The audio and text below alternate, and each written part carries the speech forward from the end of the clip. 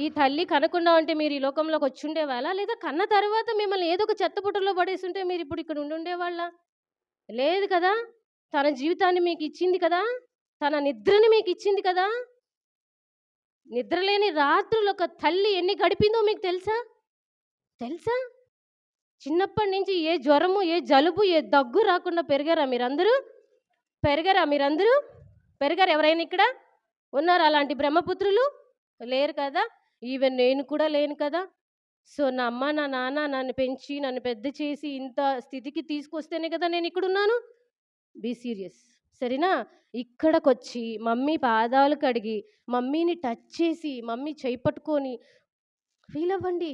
నా అమ్మ, నా కోసం చేసిన అమ్మ. మీ అమ్మ గురించి మీరు మాట్లాడగలగాలిక్కడ. అమ్మ గురించి, నీకు నీ అమ్మ ఏం చేసింది? మీ అమ్మ నీకేం చేసింది గుర్తు తెచ్చుకో చాలు. నువ్వేం పేరాలు చదివి మీ అమ్మ గురించి నేను చెప్పమని నేను అనట్లేదు. మీ అమ్మ మీకేం చేసిందో ఇక్కడొచ్చిన 2 మాటలు మీ మమ్మీ గురించి మీరు కాళ్ళు కడిగిన తర్వాత చెప్పండి. మీ గురించి మీ మమ్మీ గూడా మాట్లాడతారు. ఇది చెయ్యండి ఈరోజు. సరేనా? ఒక పవిత్రమైన క్షణం గుర్తుపెట్టుకోండి. నవ్వుకునే క్షణం కాదు. జోకులేసుకునే సమయం కాదు.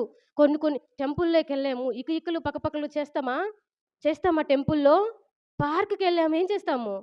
ఇది పార్క్ కాదు. ఇదొక టెంపుల్. ఇక్కడ ఉండేదొక దేవత. గుర్తుపెట్టుకోండి. ఇక్కడొచ్చి కూర్చునేది ఒక దేవత. ఆ దేవత మీ కాళ్ళు మీరు కడుగుతున్నారు. గుర్తుపెట్టుకొని జాగ్రత్తగా ఇక్కడ వచ్చి చేయండి. ఓకేనా? My dears